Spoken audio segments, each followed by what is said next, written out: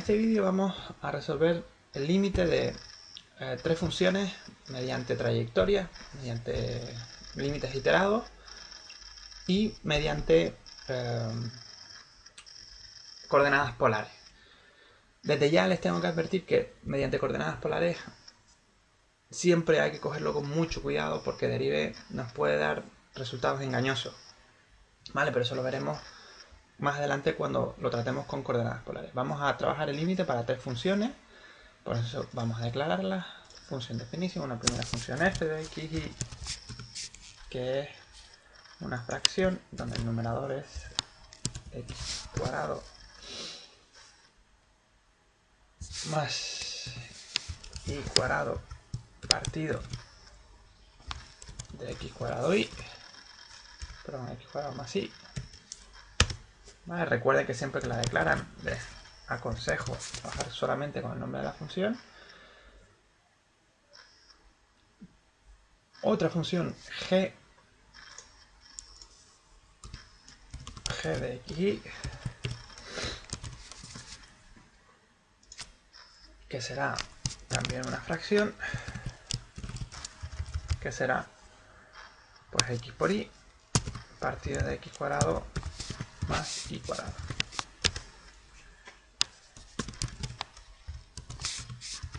Y por último una función h,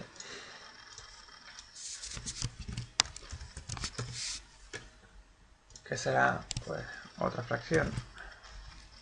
El numerador será x cubo y partido de x cuadrado más y cuadrado.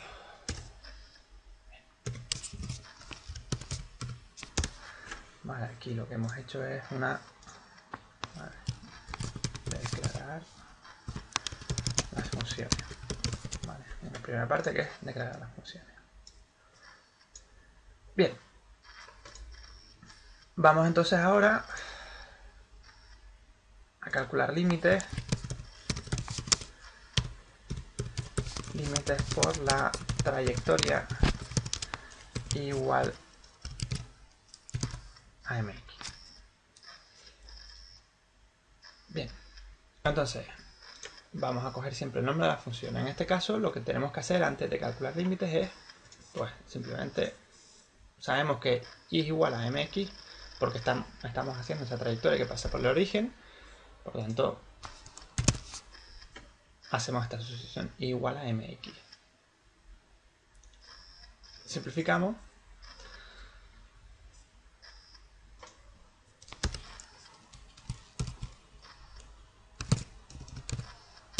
para f de x.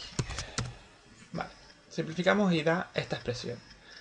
Esta expresión le calculamos el límite cuando x tiende a 0 y el límite de esa función entonces da 0 por trayectoria, ¿de acuerdo? El límite por trayectoria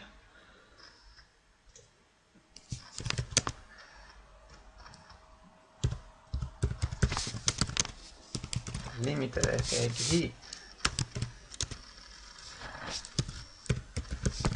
siguiendo la trayectoria igual a mx es 0. Bien, lo vamos a hacer igual para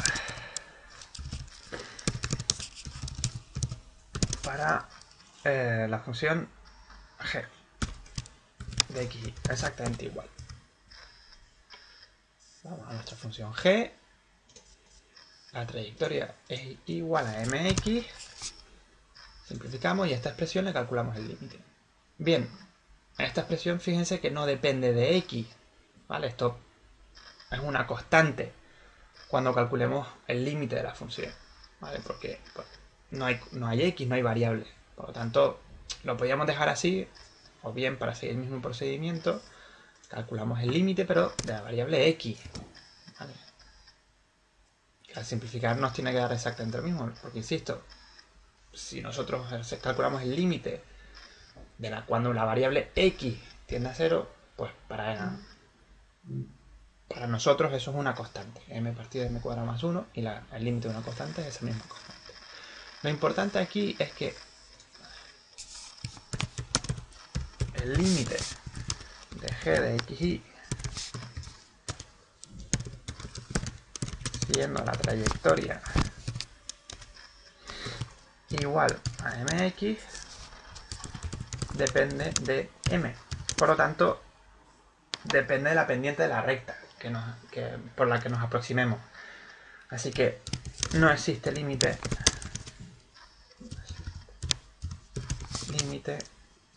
de la función g de x. Hacemos lo mismo para h. ¿Vale? Para h de xy, pues exactamente igual. Cogemos nuestra función h, hacemos la sustitución igual a mx. Perfecto, pues entonces simplificamos, le calculamos el límite cuando x tiende a 0 y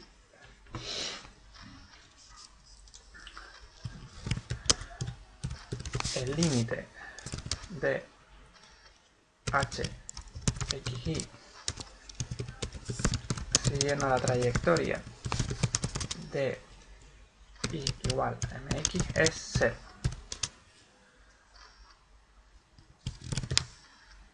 No podemos garantizar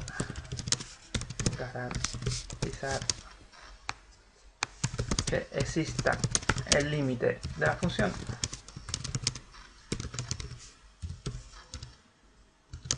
solo que en caso de existir ese límite debe ser 0. ¿Vale? La misma conclusión que llegamos con f.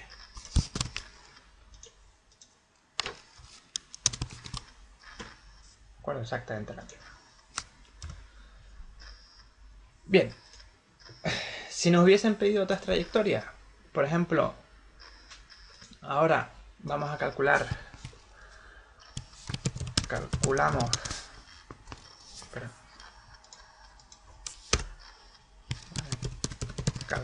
el límite de f de xy, g de xy y h de xy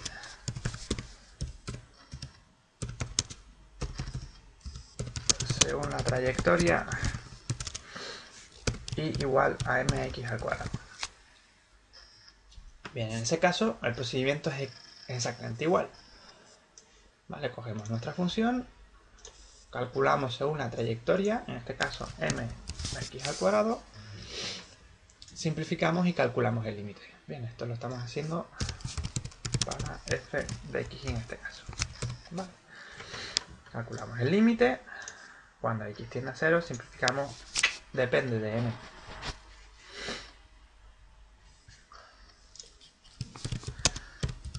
El límite de f de xy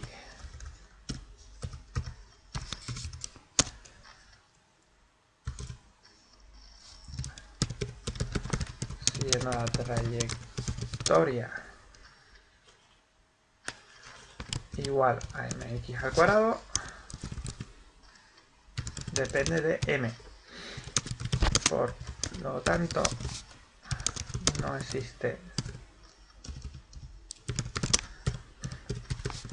límite de la función f de x. Vale, fíjense cómo siguiendo la trayectoria rectilínea igual a mx, el límite nos daba 0. ¿Qué decíamos? Que no podíamos asegurar la existencia del límite. Que lo único que podíamos asegurar era que en caso de existir sería 0. Fíjense cómo ahora, siguiendo otra trayectoria, ya nos está diciendo que no existe límite. ¿Vale? Porque el límite depende de m. ¿Vale? Fíjense que para este caso, si m es igual a 0, el límite es 1, que no coincide con el límite que hemos calculado según la trayectoria rectilínea. ¿De acuerdo? Los límites no coinciden, depende de la trayectoria, por lo tanto no existe límite para f.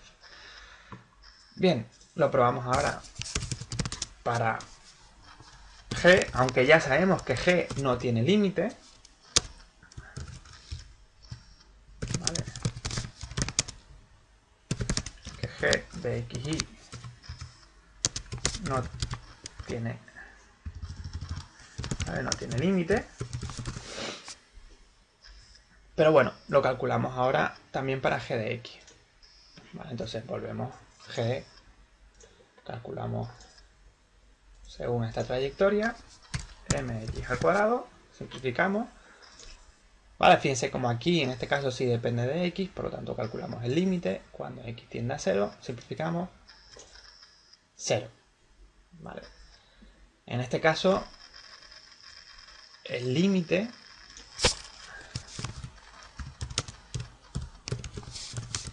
de g de xy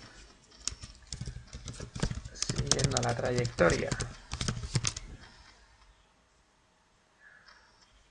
igual a mx al cuadrado es 0. Lo que ocurre es que antes vimos que por trayectorias rectilíneas dependía de m. ¿Vale? Por lo tanto, el límite depende, no es el mismo, depende de los valores de la pendiente rectilínea en ese caso. Por lo tanto, ya habíamos visto anteriormente que para g no existía límite. ¿Vale? Aunque fíjense que como por esta nueva trayectoria, ¿vale? Por igual a mx al cuadrado, sí que es constante, que es 0. Pero bueno, ya les digo que, como lo hemos visto antes, no existe límite. Y para la última función, ¿vale? Ahora lo hacemos para h de xy. Por lo tanto, nos vamos a h, sustituimos igual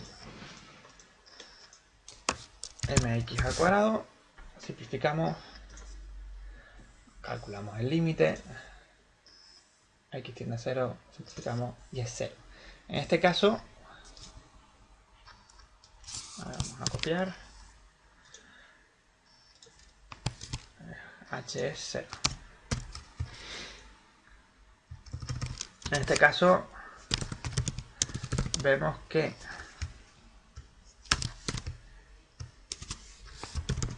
por la trayectoria y igual a mx, el límite coincide con la trayectoria y igual a mx al cuadrado. Seguimos sin confirmar que exista límite. Seguimos sin confirmar que exista límite, pero en caso de existir, este debe ser 0. Bien, ahora lo que vamos a hacer es calcular los límites de esta función, pero los límites iterados.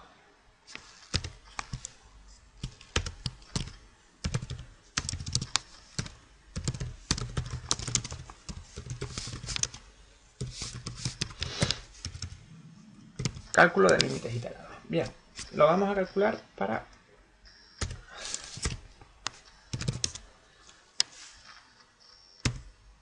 f de xy. Lo primero que vamos a hacer es que x tiende a 0 y después y tiende a 0. Pues bien, nos vamos a nuestra función f, calculamos esta vez directamente el límite, pero bien, x tiende a 0 y simplificamos. En este caso el resultado es y, pues calculamos el límite cuando y tiende a 0, simplificamos 0. Por lo tanto, el límite iterado, primero x tiende a 0 y después y tendiendo a 0, es 0. Lo vamos a calcular pues para el otro límite iterado, de la misma función, pero para el otro límite iterado. ¿Vale? Para y tendiendo a 0 y x tendiendo a 0. Volvemos a nuestra función. Límite cuando y tiende a 0, 1. Aquí no hace falta hacer el otro límite. Vuelvo a insistir, cuando ya son constantes no tiene sentido. El límite de una constante es esa misma constante, pero bueno, para seguir el mismo procedimiento, aquí sería el límite, entonces de cuando x tiende a 0, vuelve a ser 1. Fíjense que ya, si hubiésemos hecho límites iterados desde el principio, ya hubiésemos visto que f no tiene límite, ¿vale? Fíjense como por un lado nos da 0, por otro lado nos da 1, por lo tanto no coinciden, no existe límite. Conclusión a la que habíamos llegado antes, viendo que los límites mediante la trayectoria igual a mx al cuadrado dependía de m y por tanto no existía límite. ¿De acuerdo? Aquí lo único que hacemos es corroborar lo que habíamos visto previamente. Aunque si lo hubiésemos hecho esto desde el principio, ya lo hubiésemos afirmado desde el principio. F no tiene límite. F de xy. A ver, los límites iterados. Límites iterados no coinciden. F de xy no tiene límite. Que vuelve a existir, que confirma lo que habíamos visto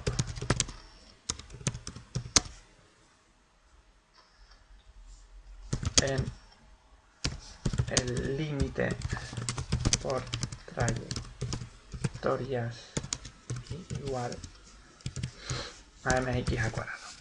Vale. Bien, lo hacemos ahora entonces para g de xy. Bien, para g de xy, pues nos vamos a nuestra función g, hacemos el límite, bueno, primero para x igual a 0, simplificamos, ¿de acuerdo? Entonces primero x tiende a 0 y después y tiende a 0. Vale, pues bien, primero g de xy cuando x tiende a 0 es 0. Vale, no hace falta calcular cuando y tiende a 0, ya hemos visto que es una constante, por lo tanto es 0. Ahora entonces lo hacemos para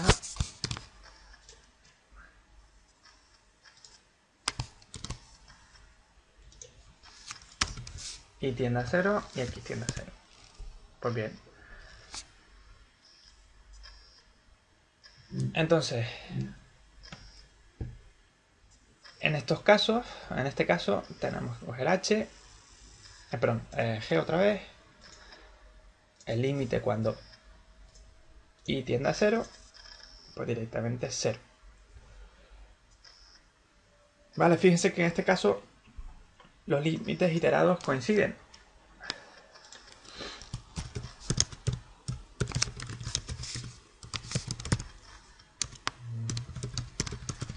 Vale, los límites iterados coinciden.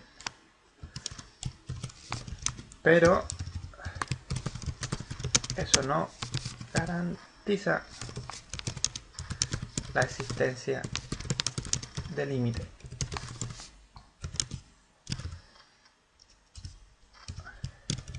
Solo nos dice que en caso de existir ese límite debe ser 0. Aunque aquí ya se ha demostrado por límite según trayectoria y igual a mx que no existe límite. Bien, y por último para h de xy, pues nada, lo de siempre, cogemos h,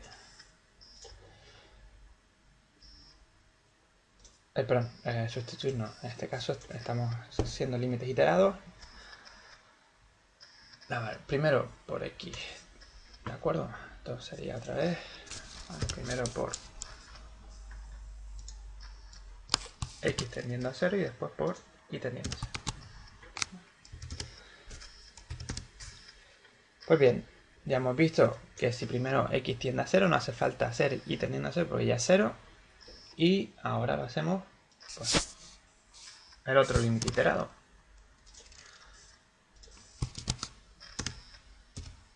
este caso, volvemos a coger nuestra función h, límite cuando y tiende a 0, directamente 0, ¿vale? No hace falta hacer la otra parte, cuando y tiende a 0 y x tiende a 0. Vale, no hace falta hacer la otra parte cuando x tiende a 0. Pues bien, en este caso, los límites iterados coinciden.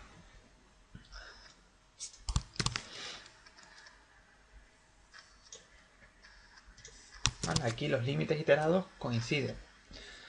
No existe garantía de la existencia del límite. ¿Vale? Solo nos dice que en caso de existir ese límite debe ser 0. Fíjense que en este caso, en la función h, todos los métodos que hemos utilizado, tanto por trayectorias rectilíneas, trayectorias parabólicas, tanto por límites iterados, fíjense, por un lado y por otro, todos han sido 0. ¿Vale? ¿Aún así podemos garantizar la existencia del límite? No. ¿Vale? Lo único que podemos garantizar a estas alturas es que en caso de existir límite, ese límite debe ser 0. Bien, pasamos entonces a ver los límites por trayectorias polares. Hay que tener cuidado con las trayectorias polares en derive, porque hay ciertos límites que te va a dar un resultado engañoso. Lo veremos con los ejemplos.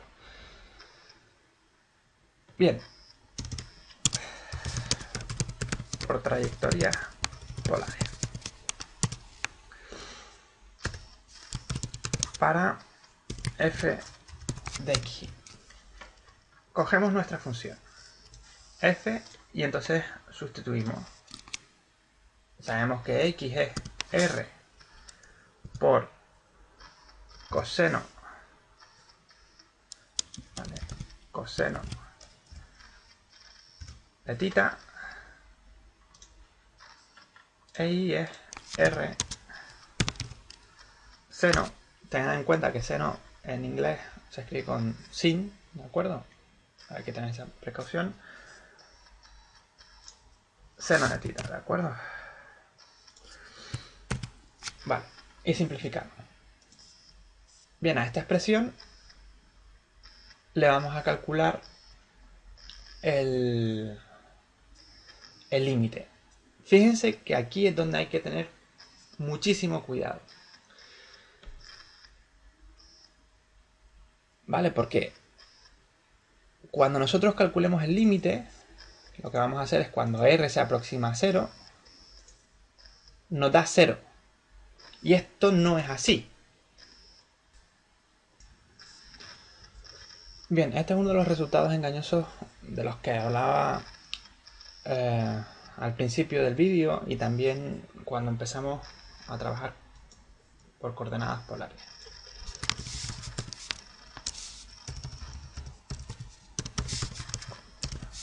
Coordenadas polares. Bien, si se dan cuenta,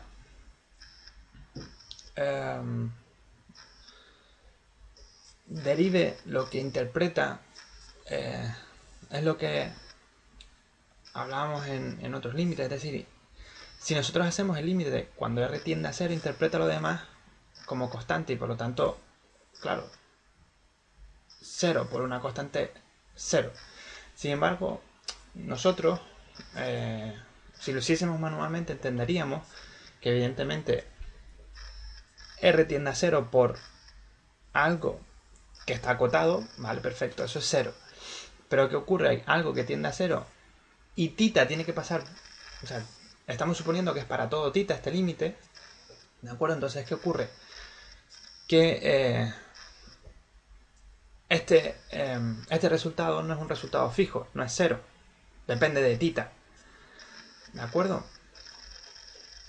Porque claro, no es r por seno, que entonces sí sería 0. Aquí estamos hablando r entre seno de θ, con lo cual eso depende del valor de θ, pues evidentemente este será un resultado u otro.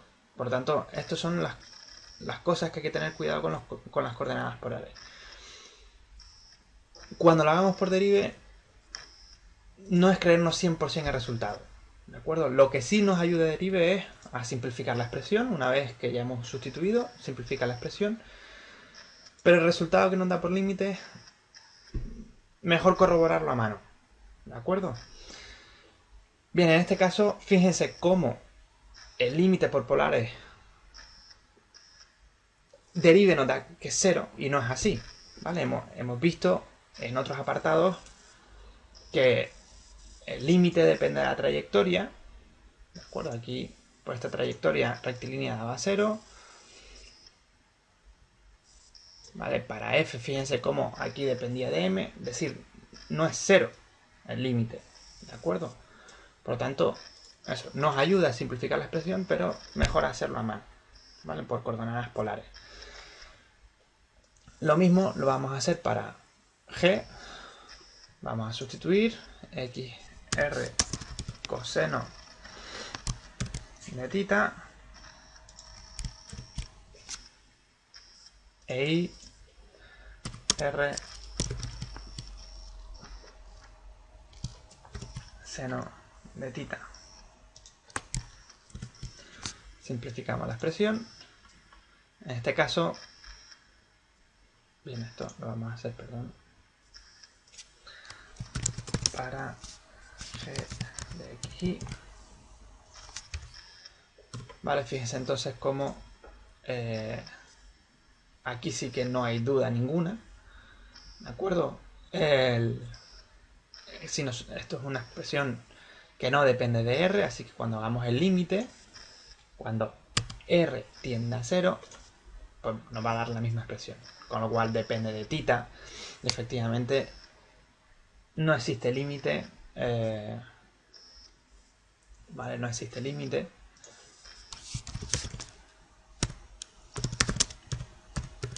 Límite para g de x. Vale. Y ahora para h, para terminar, pues volvemos a nuestra función h. Hacemos la sustitución pertinente, r coseno de tita y r seno de tita.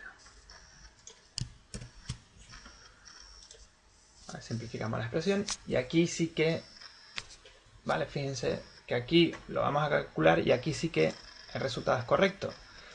Cuando r tiende a 0, el límite da 0. ¿Vale? Porque aquí sí el límite es 0. Porque aquí sí que podemos garantizar que el resultado de este límite está bien. Porque fíjense, seno es una función acotada, el coseno de tita también es una función acotada, aunque lo elevemos al cubo va a estar acotado entre 1 y menos 1. Y el producto de estas dos funciones acotado también es acotado. Por lo tanto, si r tiende a 0 por algo que está acotado, todo esto, toda esta expresión tiende a 0. Vale, entonces aquí sí, aquí podemos decir que el límite de h de xy es 0. Aquí no es en caso de existir, no, aquí es 0. ¿Vale? Por coordenadas polares podemos garantizar que el límite de esta función sí es 0.